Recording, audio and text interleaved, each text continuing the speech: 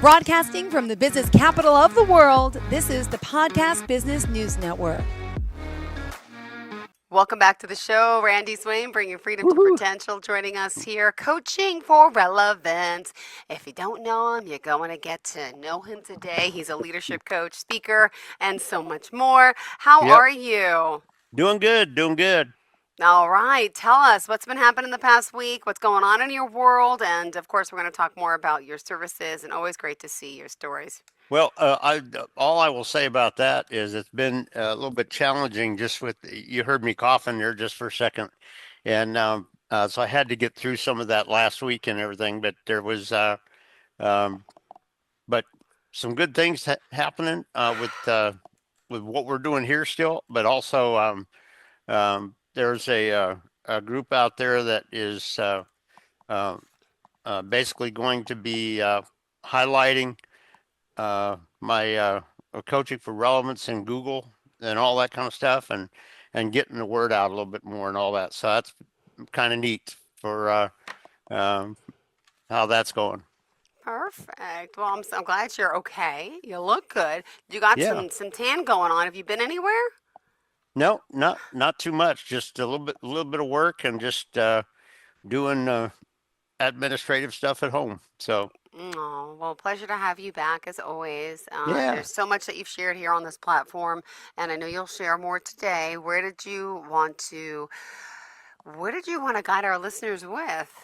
Well, today what I thought I would do, and there's some aspects about neuroscience with it, but um, what I was going to do is share. I saw a lower level manager doing this, uh, uh, you know, before, but there's an aspect that people kind of need to think about, and it's a deeper level of leadership and really connecting with your team and things of that nature and everything.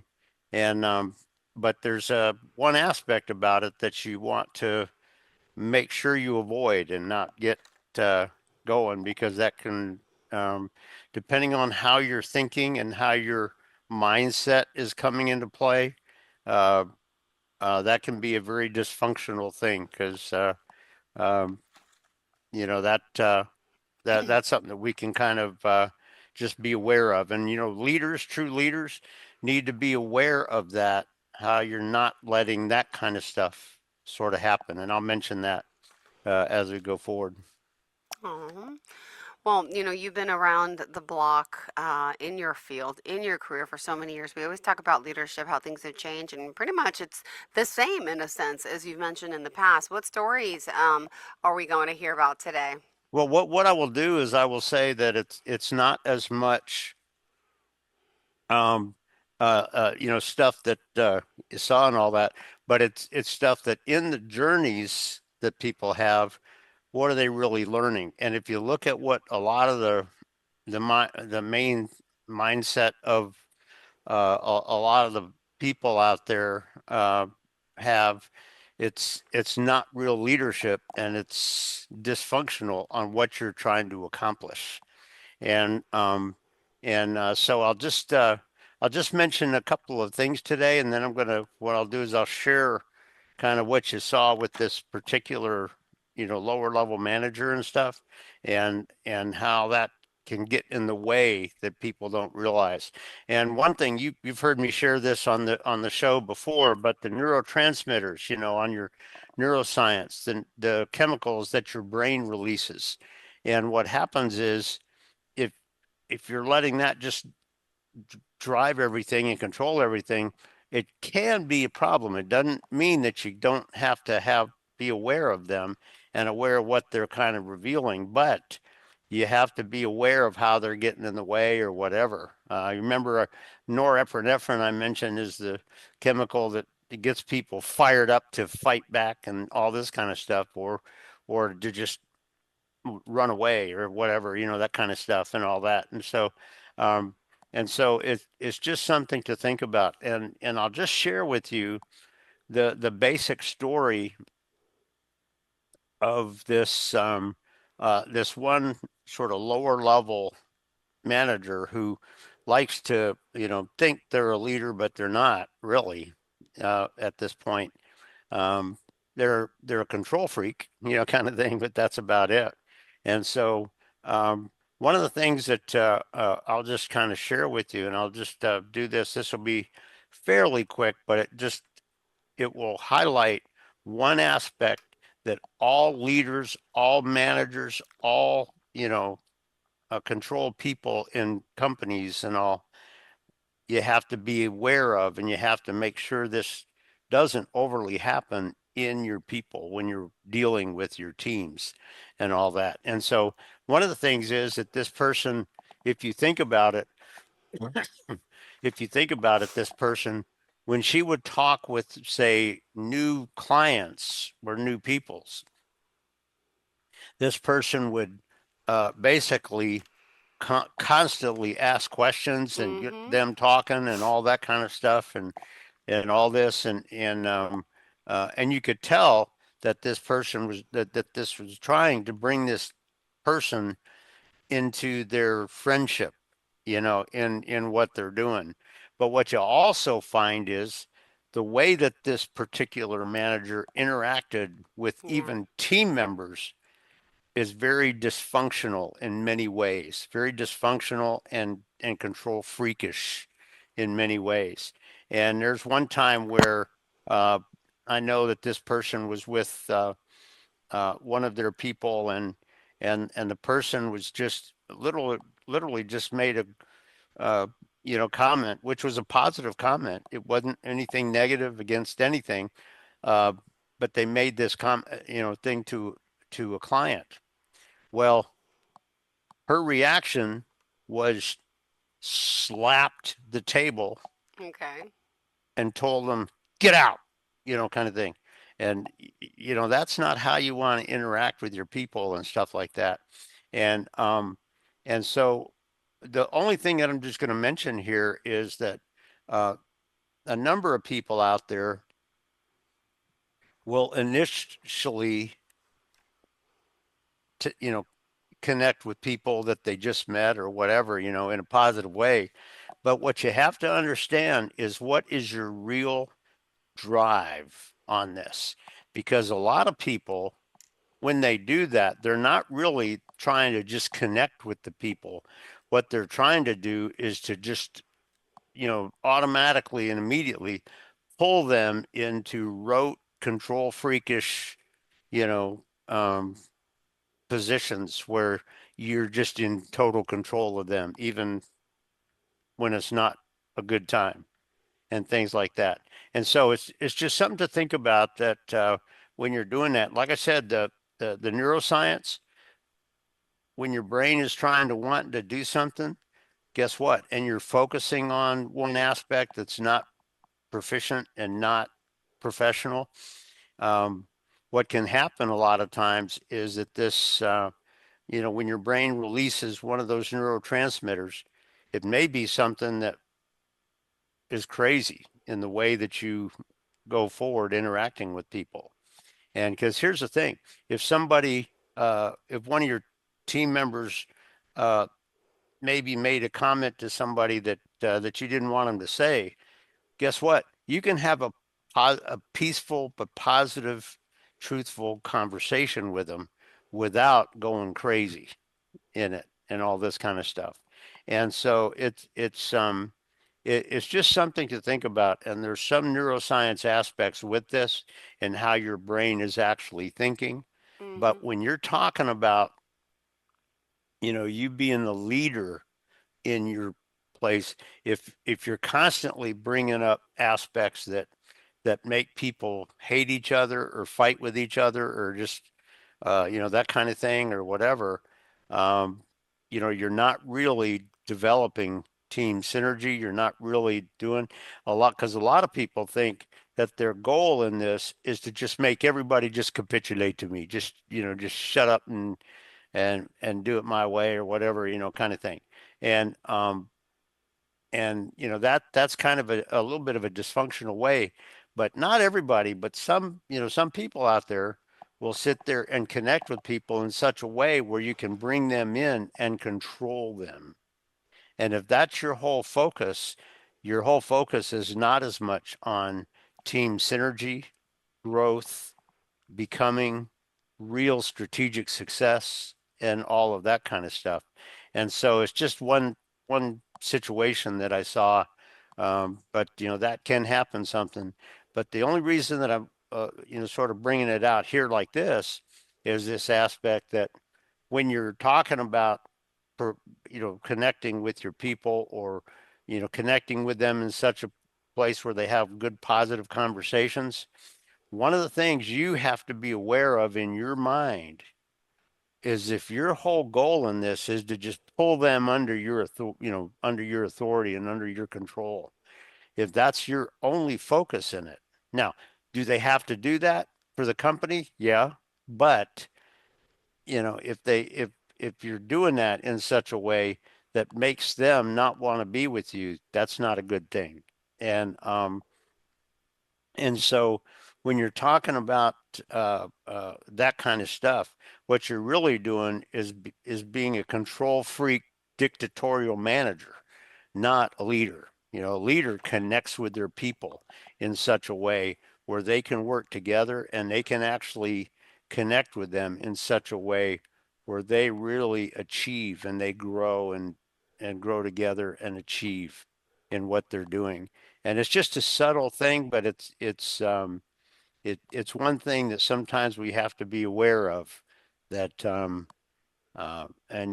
when you're the leader, or the manager, what you have to realize is that as you're dealing with your people, or as I mentioned, if you're dealing with the brand new people that are coming into your organization or into this particular team kind of thing, you know, how are you really creating that in such a way that they are going to become a synergistic part of what you're doing, somebody who believes in what you're doing, and somebody who, when they see certain Yeah, things that maybe nobody else did, that may they be. can they can feel courageous enough to just mention it and bring it out, so that people can go, oh, you know what, that's a good point.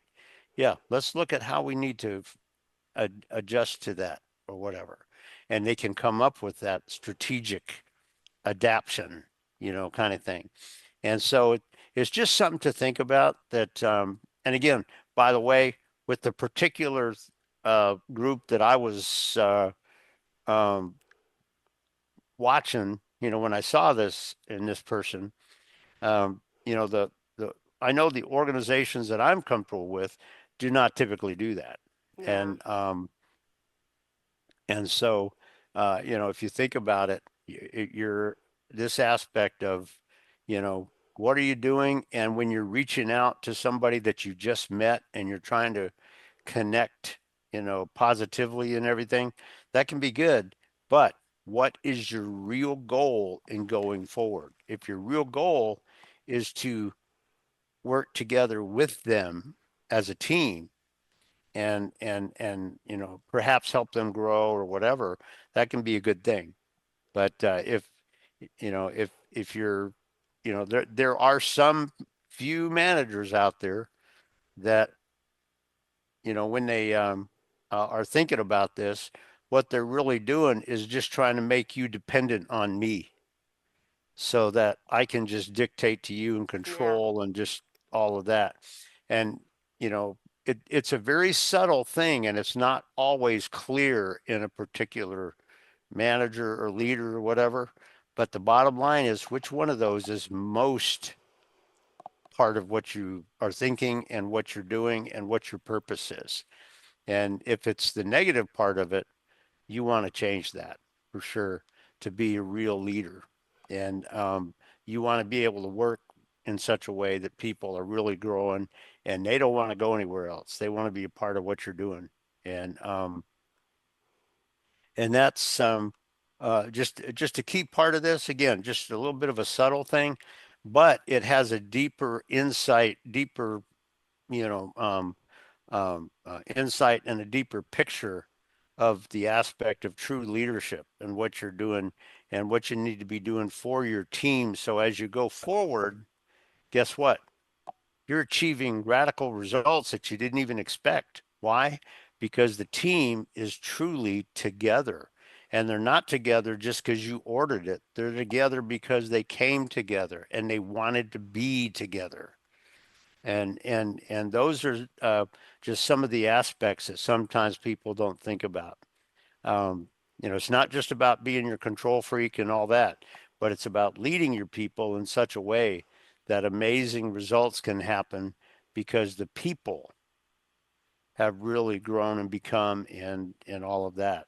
So that's just what I was going to throw out. I just saw that a while back and I just wanted to mention that because it's an aspect of leadership that sometimes people don't think. It's not just about dictating and controlling, but the other part of it too is the neuroscience aspect of it with the neurotransmitters and all. When if you're interacting with your people in such a way that their brain is releasing norepinephrine, guess what? They may Mm, be fighting, they may be resisting, they may be frustrated, all get out. yeah. You know what? If you're doing it in such a way where they really feel like they're part of you, uh, you know, there's an aspect of oxytocin and stuff like that.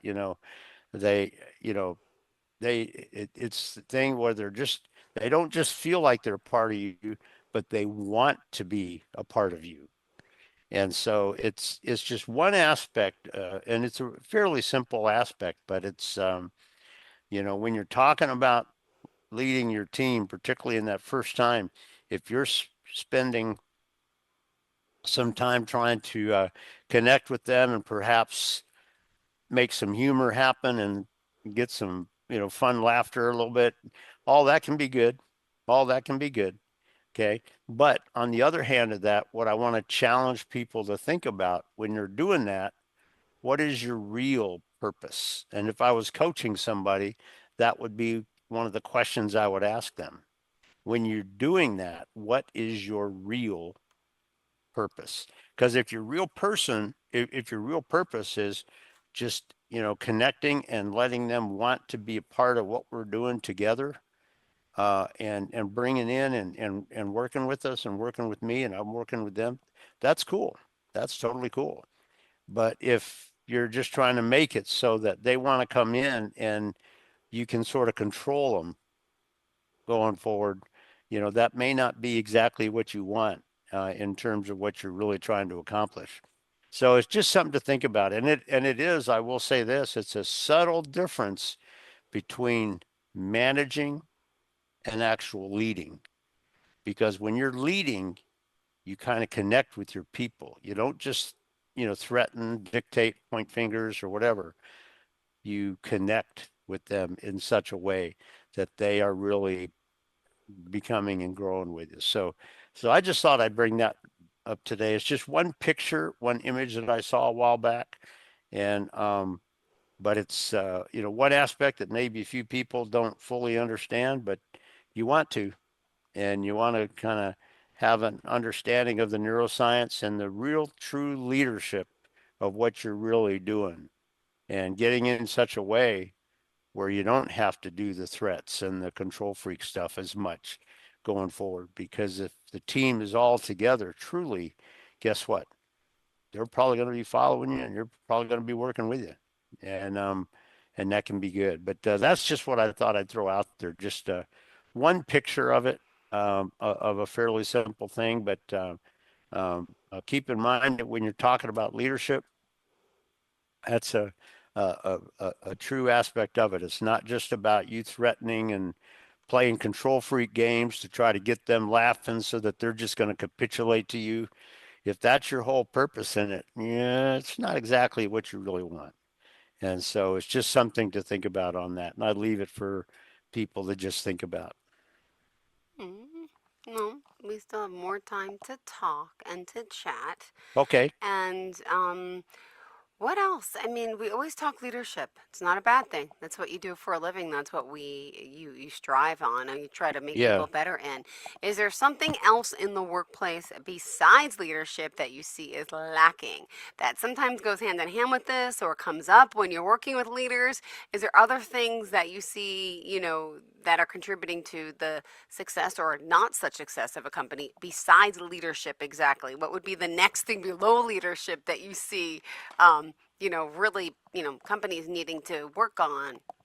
And what I would say with that, and this is actually a little bit of leadership, but when you're leading your team and you're controlling and you're kind of working with the team that Mm-hmm. is reporting to you and working for you, you know what? I would simply say, how are you going about doing that?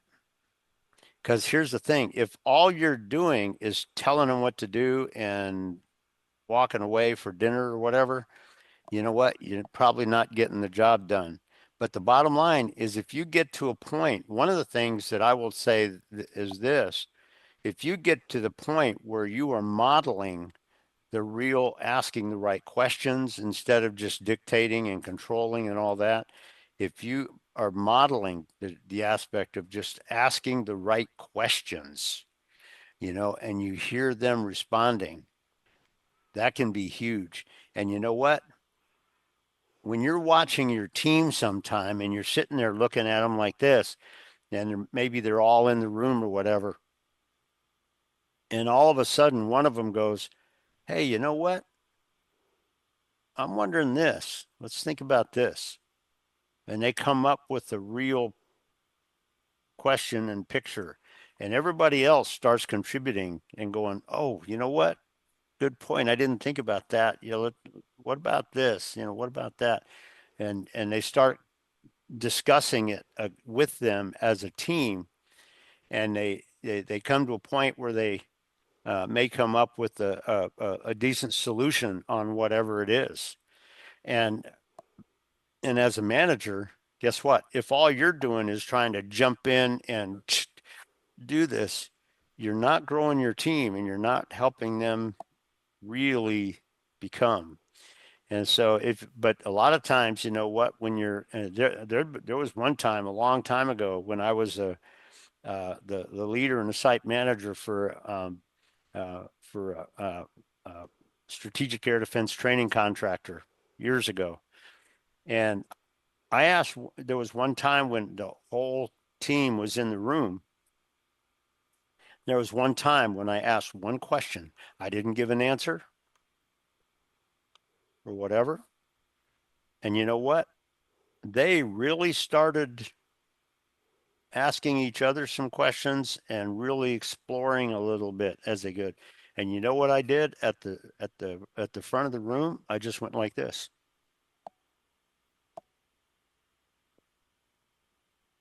And I let them explore, and they came up with some good aspects. They came up with some good Yeah. answers. And you know what? At the end of the discussion there, when they were done talking with it, and they had come up with what they thought was a good solution for it, Yeah. I stood up there and I looked at them. I said, "You all have my compliments. Good. That's what I would have come up with. But you know what? You guys came up with it. You guys are awesome. So good job today." And they were smiling and they were appreciative of it. And so it just, when you think about it, if all you're thinking about on your team is pointing fingers and dictating and playing control freak games and all that, you're not getting the job done. And if you're trying to befriend people so that they will let you just control them and dictate and all that kind of stuff, and if that's your purpose, that's not really what you want. But the bottom line is, if you've got them in such a way where you've developed them to the point where they are really coming up with some of those good solutions that they didn't even think about until you brought a couple of things up, um, amazing things can happen. But you know what? That's a good part of leadership. And when you're dealing with your team, and guess what? When you're dealing with an individual or maybe two individuals in your team, guess what? That can be the radical thing that you need to do sometimes. And in some cases, if they've made a mistake, instead of just threatening them and dictating to them and all this kind of stuff, have the conversation with them on what did Yeah. they need to do differently and all that. So if you think about it, that's a part of this that just a lot of people sometimes don't realize. But you know, uh, again, a central part of this today was simply when you're connecting with somebody maybe new or whatever, and you're trying to make them smile and all that, what's your real purpose? If your real purpose is to get them to just completely capitulate to you and shut their brain off and just do what you say, you're not getting the job done, and you're not being a leader, and you're not really developing your team. But you know what? If you do it in such a way where they experience the real friendship and the mutual trust as they're going forward and growing and developing and becoming, amazing things can happen. And so that's just a key aspect of it, but it's just some aspects of it that sometimes people don't think about if they're thinking just rote academic stuff. Got it. Well, thank you so much, Randy. How do we reach out to you? Well, as you know, if somebody goes to my website, they can they go to the homepage, and if you scroll down to the very bottom of the homepage, there's a thing on there that has my email address, and there's also my cell phone number down there. And you know, I've said this before, but if there's somebody on there that you know, if they're not looking for a sales pitch, they're just looking to chat, that's fine with me. You know, kind of if they want to. Now, if they have a need, yeah, we'll come up with something. But they can go down on my website, coachingforrelevance.com, and go to the bottom of the page, and there's like I said, my email and a cell phone number down there at the bottom. And if somebody calls and leaves a voicemail, I'll call them back and you know, just have a chat. And so Beautiful. it's you know, just a key part of it.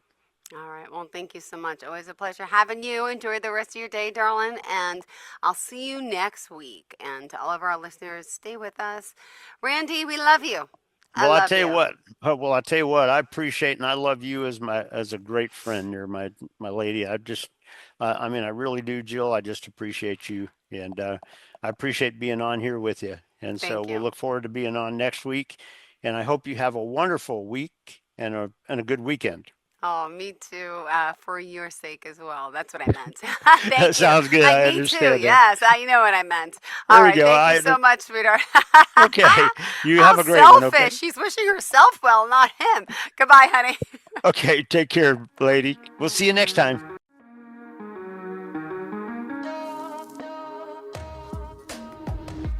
Broadcasting from the business capital of the world, this is the Podcast Business News Network.